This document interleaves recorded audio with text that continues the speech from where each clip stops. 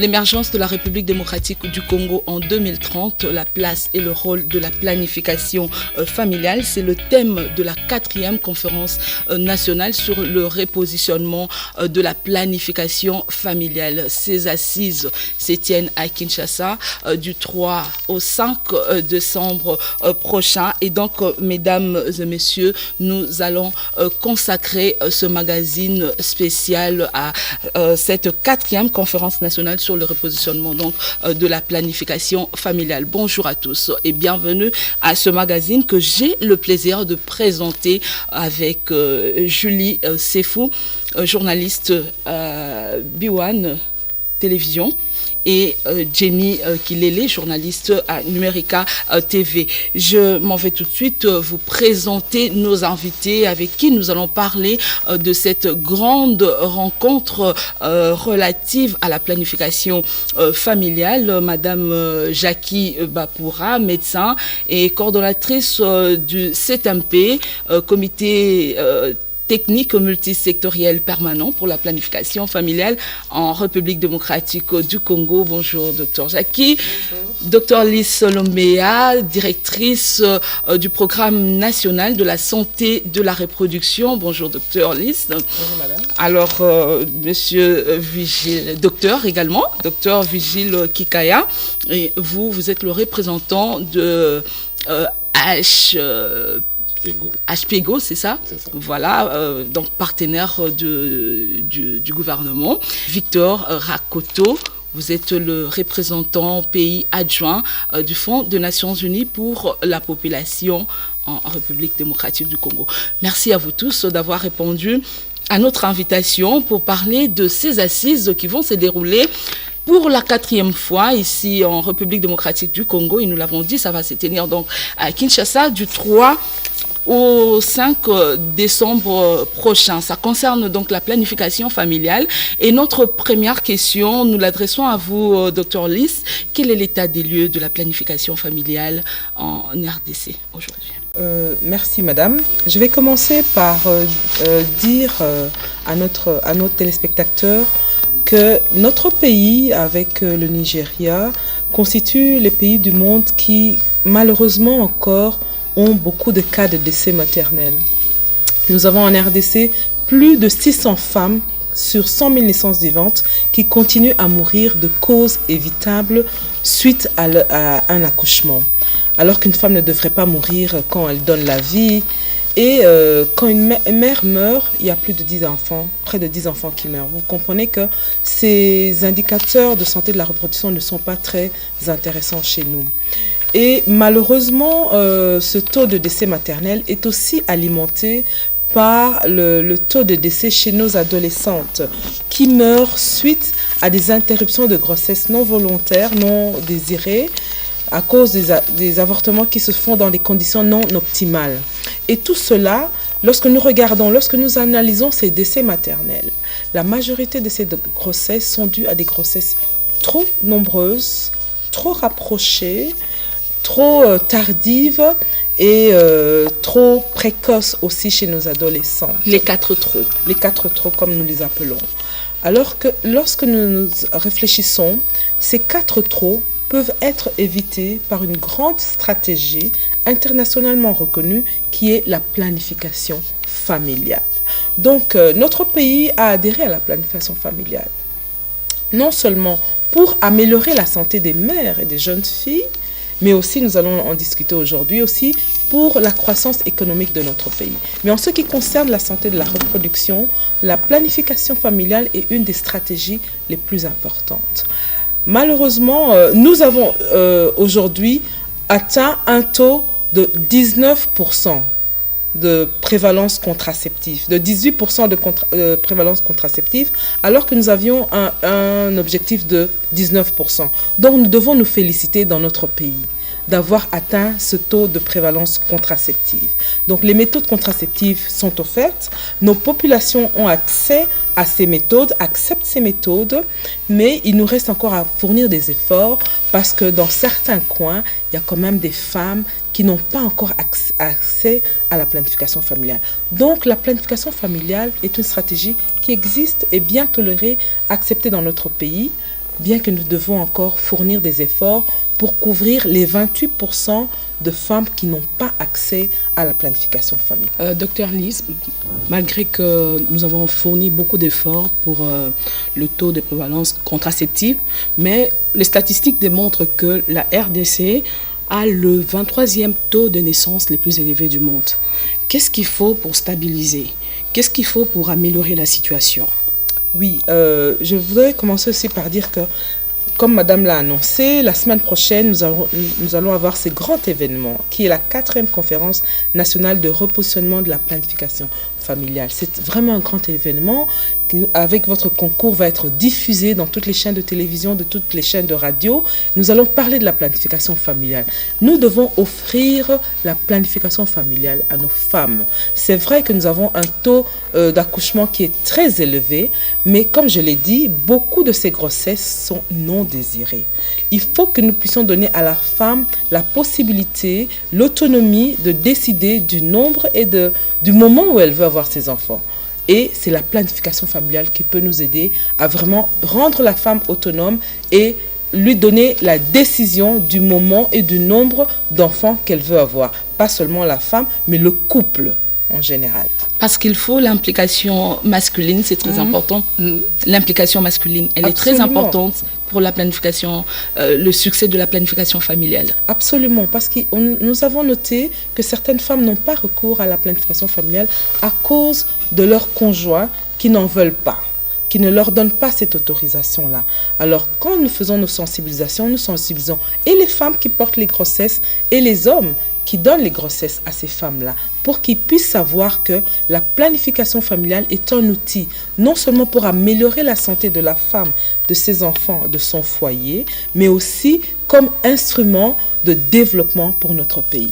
Et il y a des pesanteurs culturels qui constituent quand même de facteurs d'affaiblissement de la planification familiale, des croyances qui veulent que pour être considéré comme potentiellement riche, il faut avoir beaucoup d'enfants, par exemple. Oui, c'est vrai que dans le temps, on parlait de la richesse des enfants comme la richesse d'un foyer. Mais maintenant, de plus en plus, les gens ont compris que la richesse d'un foyer, ce n'est pas seulement le nombre d'enfants, mais c'est surtout aussi la qualité de vie qu'on donne à nos enfants. Moins on a d'enfants, on a le nombre d'enfants qu'on veut, on peut leur offrir ce dont ils ont besoin, la scolarisation, la formation, les voyages, l'épanouissement, et cela est possible avec les méthodes de contraception. Et si je peux compléter, Madame Bibiche, par rapport aux facteurs, il y a aussi le facteur religion, qui ne permet pas peut-être à la femme de décider sur son corps, de décider sur sa sexualité. Nous sensibilisons les femmes. Nous leur disons, avec les méthodes contraceptives modernes, vous pouvez jouir de votre vie sexuelle autant que vous voulez, sans avoir le risque, sans craindre de tomber enceinte. C'est pour cela que nous avons une forte adhésion aux méthodes contraceptives qui donnent aux femmes cette liberté-là de vivre leur vie sexuelle sans crainte de tomber enceinte alors qu'elle ne le désirait pas. Donc, là, vous voyez que l'instrument méthode contraceptive moderne a plusieurs avantages. Et pour la santé de la femme, et pour sa vie sexuelle, et pour le développement du pays. Et c'est vraiment des avantages, beaucoup d'avantages qu'on offre à la communauté. Le CTMP organise en fait la 4e conférence nationale sur la planification familiale. On aimerait en savoir un peu plus sur ce comité. Qu'est-ce que c'est, docteur Bapoura? Merci beaucoup, madame. Le CTMP, c'est un cadre de concertation, un cadre de réflexion de tous les acteurs, de tous les intervenants de la planification familiale. Ce cadre réunit toutes les personnes qui œuvrent pour les activités de la planification familiale. Et il a été créé en 2015 avec les décrets du Premier ministre. À l'époque, c'était M. Matata Ponyo qui a signé les décrets mettant en place les fonctionnements, l'organisation de ces comités. Et ces comités est installé non seulement à Kinshasa, mais aussi au niveau des provinces. À ce jour, nous sommes déjà à 14 comités provinciaux qui sont opérationnels. Oui. Et il faut élargir, il faut Il étendre faut atteindre dans toutes tous les les pays. 26 provinces et c'est avec... nous y allons par échelon. Donc, je ne peux pas dire chaque année nous installons, mais dès que nous réunissons toutes les conditions, nous installons les comités au niveau de chaque province. Ce n'est pas encore dans toute l'étendue, néanmoins, tout le pays sera représenté à ces assises qui commencent bientôt. Oui, effectivement, bien que nous sommes déjà opérationnels dans 14 provinces, mais toutes les 26 provinces seront représentées. Les coordinations provinciales de santé de la reproduction qui chapeautent ces comités au niveau provincial seront représentées à ces assises. Alors on arrive à la 4e conférence, il y a eu 3 éditions. Qu'est-ce qu'on retient des acquis de ces éditions? Bon, je peux faire un rappel. La première conférence a eu lieu en 2004, la deuxième en 2009, la troisième en 2014, la quatrième en 2019. Et donc c'est tous les 5 ans. Tous les 5 ans, nous organisons. Cela nous permet aussi de faire une auto-évaluation et de voir les suivis de toutes les recommandations qui ont été émises et nous évaluons pour maintenant élaborer les stratégies pour le futur. D'accord. Alors Virgile, vous êtes donc l'un des partenaires du gouvernement. Que faites-vous exactement pour apporter votre soutien pour le succès de la planification familiale dans ce pays? Merci beaucoup Madame Bibiche pour cette question. Effectivement, nous en tant que partenaires techniques et financiers, comme on nous appelle, nous apportons toute notre expertise technique, mais aussi les moyens opérationnels au ministère de la Santé pour pouvoir l'appuyer afin qu'il atteigne les objectifs que le gouvernement a fixés. Donc nous sommes vraiment dans une posture d'appui au ministère pour l'amener effectivement à atteindre ces objectifs. Qu'est-ce qu'on fait concrètement? Concrètement, nous appuyons tous le volet, par exemple, de formation. Tout ce qu'il faut, quand il faut former les prestataires des soins au niveau des structures sanitaires, au niveau de la communauté, parce que ça ne sont pas des prestataires de soins, mais des agents communautaires qui participent à l'effort d'augmentation de la prévalence contraceptive, comme on dit. Nous appuyons tous les efforts d'amélioration de la qualité. On veut que les programmes soient mis en œuvre avec une qualité optimale. Il faut que ce soit et quand on parle de qualité, on voit les qualités de conseil. Il faut que la femme soit conseillée sur les méthodes qu'elle va choisir. On veut que les méthodes ne puissent pas, les effets secondaires, la femme puisse être consciente, puisse être éduquée sur les effets secondaires. Il faut que la femme puisse, la cliente, comme on l'appelle, puisse savoir où trouver ses services. Donc il y a tout cet accompagnement de qualité dans la mise en œuvre des programmes. Nous appuyons également le ministère de la Santé et spécialement le programme national dans tous les efforts de coordination. Et quand on voit coordination, les attributs de la coordination, c'est-à-dire il y a tout ce qui est les données parce que nous voulons savoir combien de femmes reçoivent accès, exactement, quels sont les gaps, et tout ce travail se fait vraiment en collaboration avec le ministère de la Santé. Donc de notre côté, nous appuyons également lorsque nous recevons les financements de nos bailleurs, et nous avons un bailleur dans la salle, nous aidons à mettre en œuvre la vision que les bailleurs et le ministère de la Santé cette vision sur laquelle ils se sont accordés. Et vous restez sur les normes, bien sûr. Bien sûr. Donc nous appuyons le ministère de la Santé et dicte des normes. Lorsqu'il y a des nouveautés au niveau global, bien sûr, nous essayons de les adapter au contexte de la RDC et nous plions à ces normes. Et nous nous sommes rendus à Kisanso et à Kimbanseke et nous allons vous laisser voir ce que les femmes pensent de méthodes contraceptives qui ont été mises à leur disposition.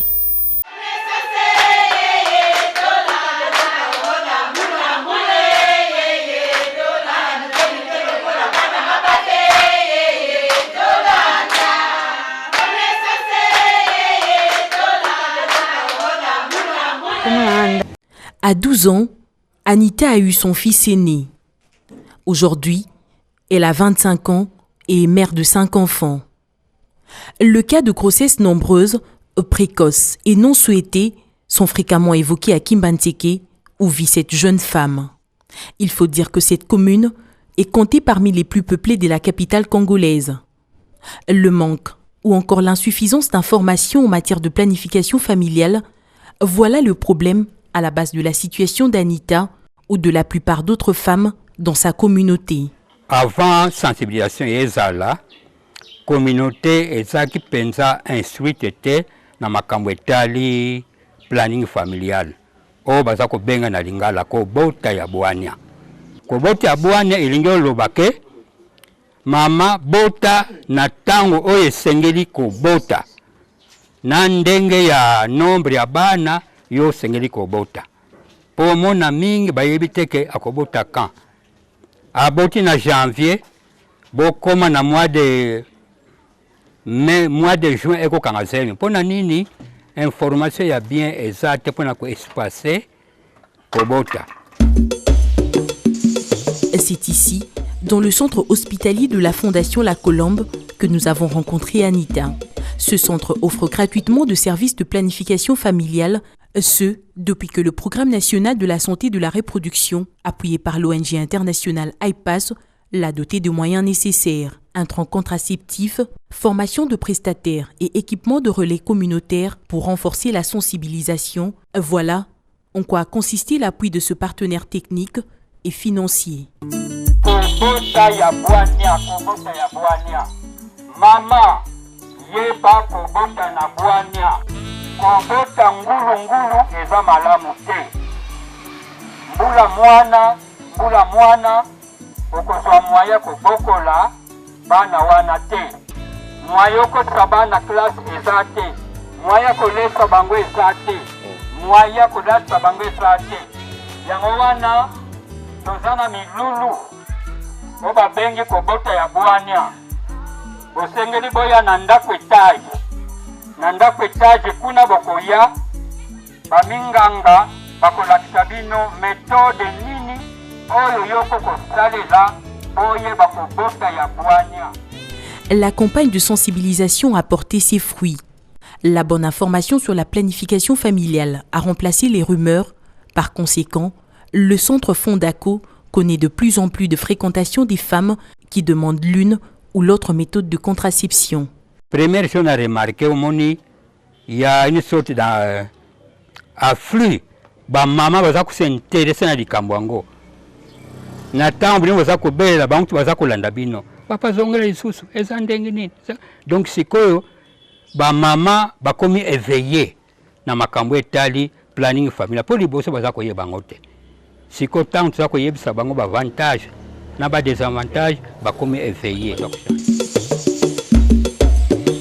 En tout cas, c'est un service parce que et conduire biso bana basi to bota na ngonga o esengeli to bota bana lokola ba mambata tete net exemple na ngamoko na âge na 25 ans na dia na bana 5 eza mabe faut to bota na ngonga o esengeli to kolisa bana po ko bota alika oye bande nini ozoluka muke bana poza na facilité ya kobokola bango malamu bazotanga mais dès que to bota ka mike donc ozana pasi bana msuba koma ba fazer ba msuba otanga te kolia mabe.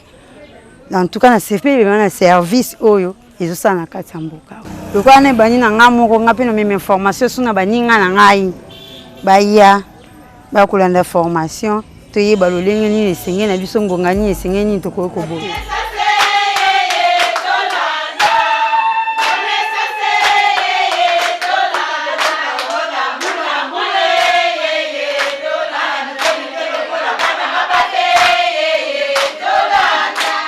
Nous étions à Kisanso et à Massina. Voilà, des acteurs de la planification familiale ont disponibilisé des services de planification familiale et les femmes sont très contentes. Victor Rakoto, 4e conférence nationale sur le repositionnement de la planification familiale.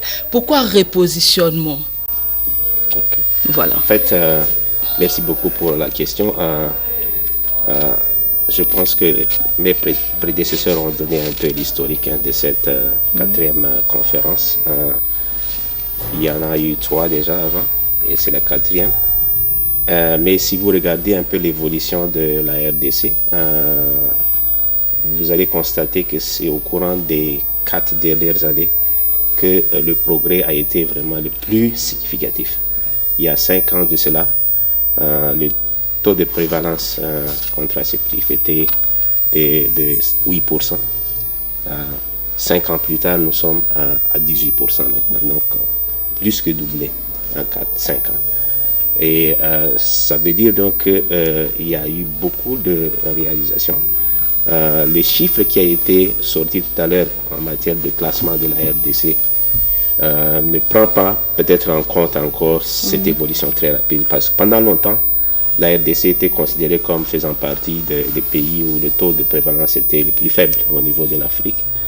On ne peut plus parler de ça maintenant.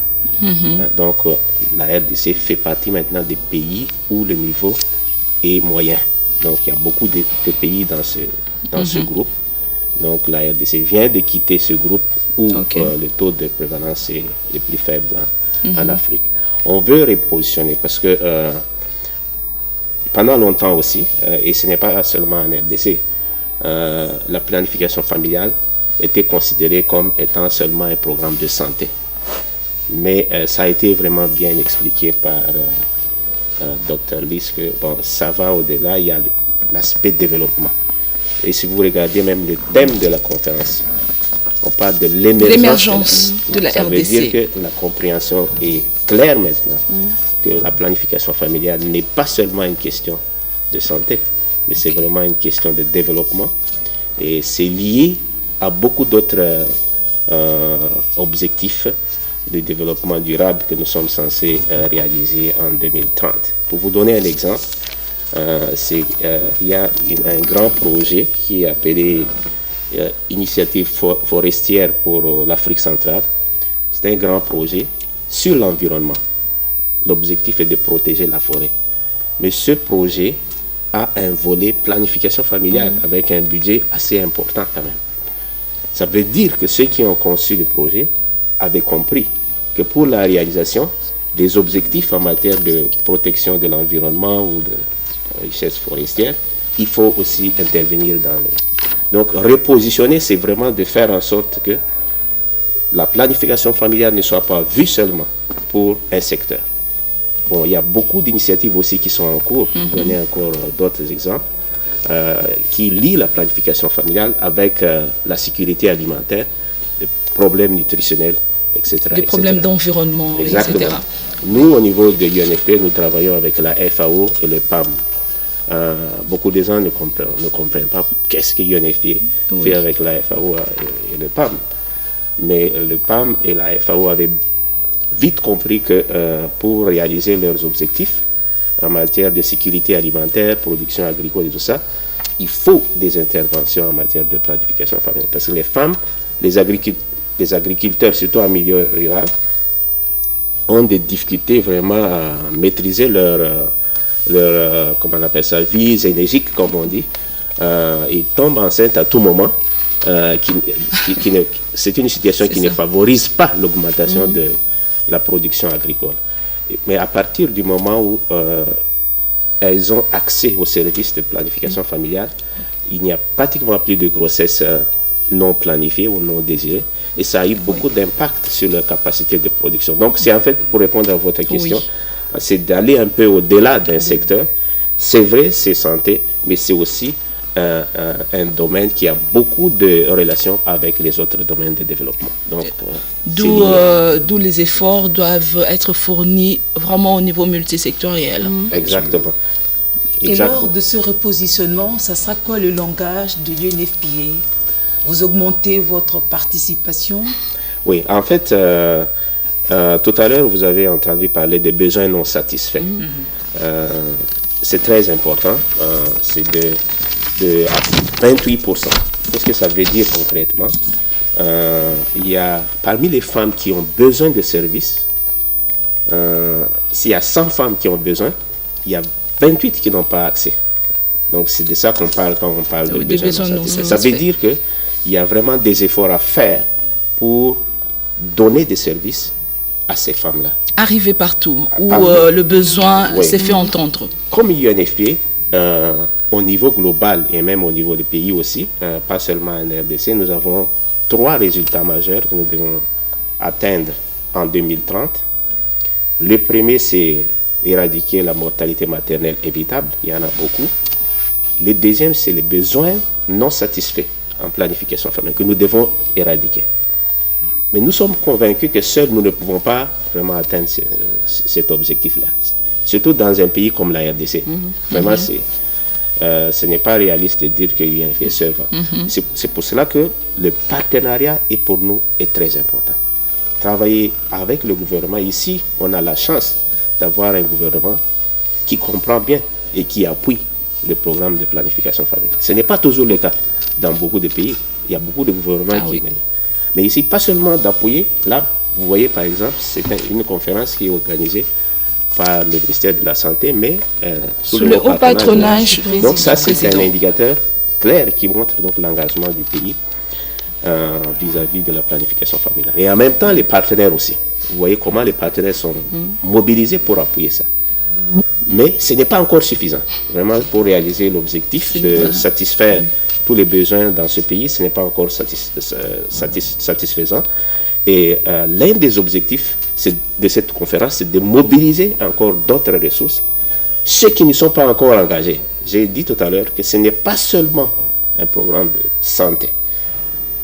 Les bailleurs de fonds ou partenaires techniques et financiers qui interviennent dans d'autres domaines, par exemple l'éducation, ou tout ce qui est urbanisation, habitat, migration. Et même le secteur privé doit s'impliquer. Exactement, le secteur privé. Il faut qu'il s'ajoute dans la liste et apporter leur contribution. Ça fait partie des objectifs principaux vraiment de la conférence. Et vous êtes sûr de les avoir lors de cette 4e édition? La qualité des participants, vous êtes garanti que vous aurez... En fait, si je peux répondre à cette question, en fait, l'effort que nous sommes en train de faire maintenant, c'est d'expliquer à tous ces acteurs comment la planification familiale va apporter des contributions à la mise en œuvre de leur projet. N'importe quel domaine que vous prenez. Et je pense qu'il y aura toujours des liens. Que si on réussit le programme de planification familiale, ça va avoir des répercussions positives sur la réalisation de leurs résultats. On avait parlé de l'environnement tout à l'heure. On avait parlé de tout ce qui est éducation. Donc, pour répondre à votre question, c'est peut-être, je ne peux pas dire à 100% que nous sommes sûrs à 100% de les avoir. Mais nous sommes vraiment optimistes.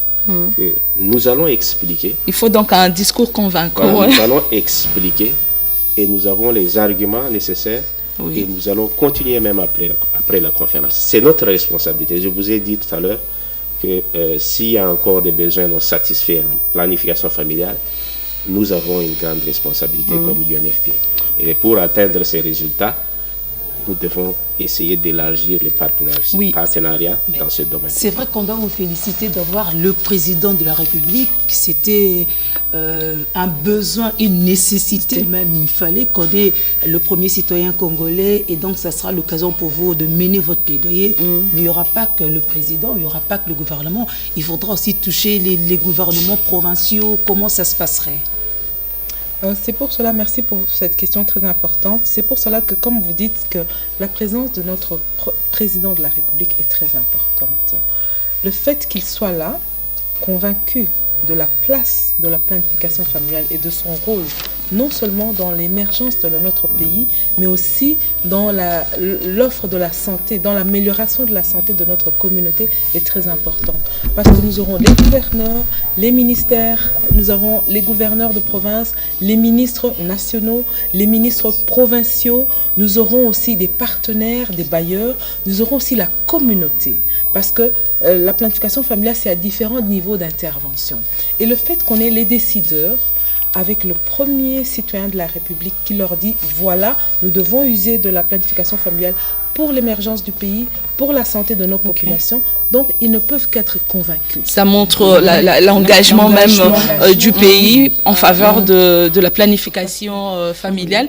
Alors, avant les débuts donc, de ces assises, proprement dites, il y a une pré-conférence qui concerne les jeunes, parce que les jeunes sont aussi impliqués dans la planification familiale. Cette question a été posée au directeur du programme national de la santé de l'adolescent. On va écouter sa réponse. Les statistiques de l'UNS indiquent que la population est estimée à 85 millions. Alors, comme la tranche de 10 à 24 ans représente 32,8%, et donc ça nous fait tout autour de 26-27 millions. Et donc c'est beaucoup d'habitants. Et ils ont un poids dans le pays, et donc ils méritent, n'est-ce pas, les soins et les services en rapport avec leurs besoins. Il y a des services de santé qui sont disponibles. Et dans le pays, il y a 516 zones de santé. Les services des adolescents sont aujourd'hui dans 180 zones de santé. Bon, nous pensons que d'ici 2020, la moitié du pays sera couverte, donc 256 zones de santé. Ça, c'est dans notre plan stratégique. Et avec l'appui de partenaires et la planification qui est faite, nous pensons qu'en 2020, 50% des zones de santé seront couvertes par des centres de santé qui offrent des services conviviaux aux adolescents et jeunes. Nous, dans la tranche des 10-24 ans, nous avons 3 grands groupes. Vous avez le groupe des 10-14 ans. Ça, c'est le groupe pour lequel nous pensons qu'il faut absolument parler surtout de l'abstinence. Mais peu importe, dans ce groupe, on trouve que 8% ont déjà des bébés et vous avez 22% qui ont déjà eu leur première expérience sexuelle. Donc, en d'autres termes, il faut donner de l'information, il faut donner une éducation. Alors, il y a le deuxième groupe, le groupe des 15-19 ans. Eh bien, ce groupe, il termine l'adolescence. Quand il termine l'adolescence, vous avez déjà plus ou moins 70% qui ont déjà eu une première expérience sexuelle. Et donc, à ces groupes, absolument, il faut donner, n'est-ce pas, tout ce qui est service de planification familiale. Bien sûr, qu'on met l'accent sur les compétences de vie courante, sur la clarification des valeurs, etc. Alors, le dernier groupe, c'est le groupe de 20-24 ans. Et c'est là où il y a toutes les filles mères. Et les filles mères, vous n'allez pas vous voiler la face. Ce sont des gens qui ont eu des enfants qu'ils ne voulaient pas avoir. Et donc, il faut les aider à ne plus avoir un deuxième enfant. Et du coup, à ces groupes, eh bien, on offre des services de santé et de la planification familiale, etc. Le PNSA organise des activités de sensibilisation dans la communauté. Et nous formons les pères éducateurs qui sont en fait des relais communautaires qui sont dans la communauté. Ces jeunes sensibilisent leurs collègues et ils les réfèrent dans les formations sanitaires dans lesquelles ils reçoivent des services de santé adaptés à leurs besoins et à leur âge. Notons que l'adolescent, quand il arrive dans une formation sanitaire, il n'a pas seulement besoin directement d'une méthode, il a besoin de conseils, il a besoin d'une information, il a besoin d'une éducation. Alors quand il arrive dans la formation sanitaire, du moins dans les formations sanitaires qui organisent les services avec l'approche conviviale, il y a toujours à côté un espace d'information dans lequel les jeunes viennent, ils reçoivent, ils échangent avec leurs collègues, il y a tout ce qui est support IEC, et il y a le médecin qui lui aussi a été formé, l'infirmier qui a été formé, et tous ces gens-là apportent les services de santé que l'adolescent ou bien le jeune va demander. Et quand nous disons adolescence, en fait la tranche des 10-19 ans, ça c'est la définition de l'OMS, qui sont des adolescents, des 15-24 ans, ce sont les jeunes. Mais quand nous disons des 10-24 ans, là on dit bon c'est la jeunesse. Du 2 décembre au 4 décembre, il y a ce que nous appelons la pré-conférence des jeunes. Pendant que la grande conférence, elle, va se dérouler à l'hôtel du Fleuve, mais la pré-conférence des jeunes va se dérouler à l'UNPS, c'est à côté du PNMLS. Là, ils feront 3 jours, il y a 350 jeunes des horizons divers et variés et qui viendront de plusieurs structures et organisations gouvernementales et non gouvernementales qui seront là. Ils vont échanger sur ce qu'ils font, sur leurs besoins, et échange d'expériences. Donc c'est très important. Il y aura aussi ce que nous appelons un panel de bailleurs. Donc les bailleurs viendront, les jeunes vont poser des questions et puis à la fin, il y aura une déclaration que les jeunes eux-mêmes vont faire.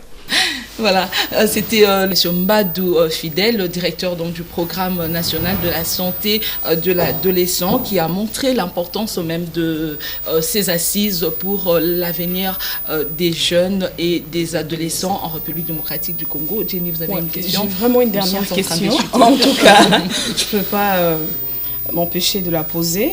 Puisque nous parlons de l'émergence, nous parlons du repositionnement, mais je voudrais quand même savoir quelle est la politique aujourd'hui de la RDC sur la planification familiale. Bien, merci. En matière de planification familiale, c'est vraiment offrir les méthodes contraceptives à toutes les femmes de la RDC au moment où elles le veulent et où elles habitent. Alors, tous les efforts sont mis ensemble avec les partenaires d'appui pour assurer la chaîne d'approvisionnement. Parce qu'on ne peut pas parler de méthodes contraceptives s'il n'y a pas de commodité. Et les commodités doivent arriver là où les clientes se trouvent.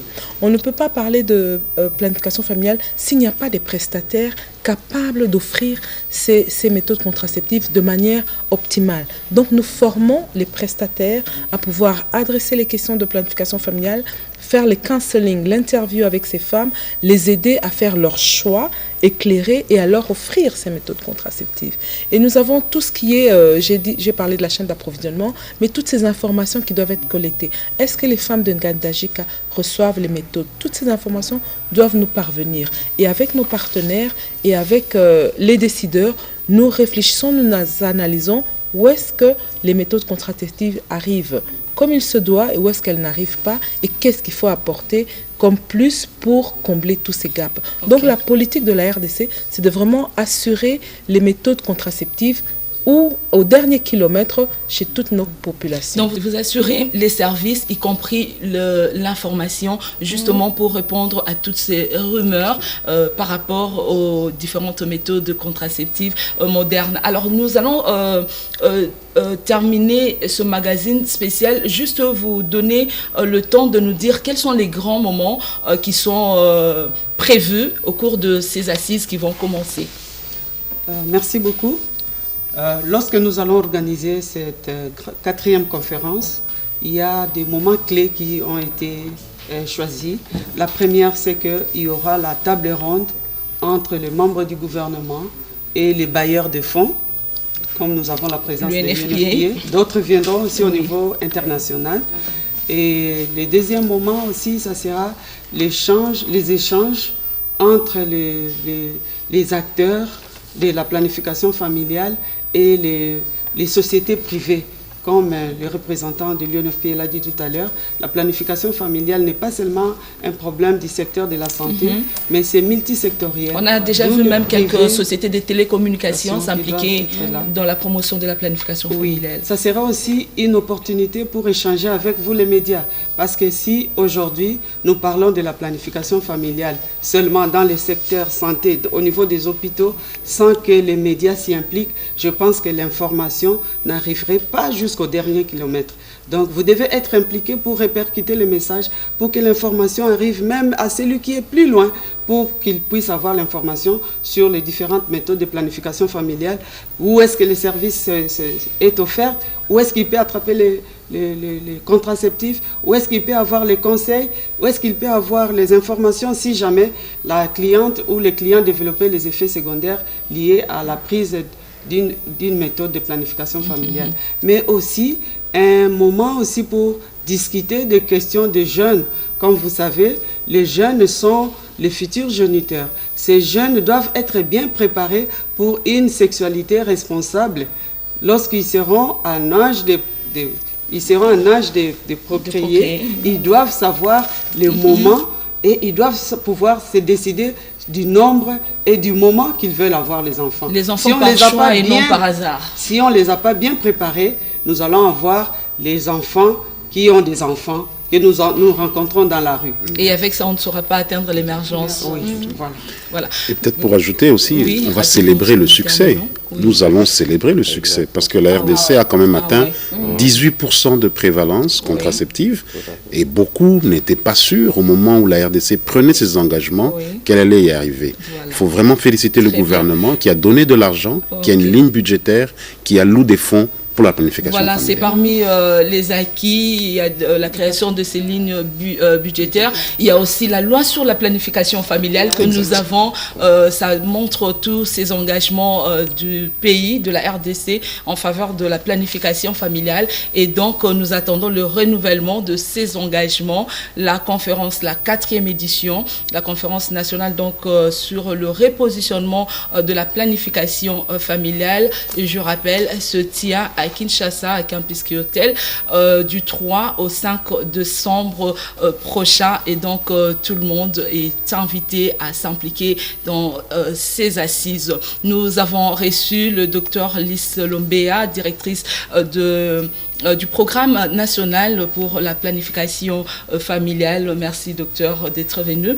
Nous avons reçu également le docteur Jackie Bapoura, coordonnatrice du CETAMP, comité multisectoriel permanent pour la planification familiale en RDC. Merci à vous également. Nous avons reçu le représentant pays adjoint du Fonds des Nations Unies pour la population, M. Victor Akoto, merci d'être venu.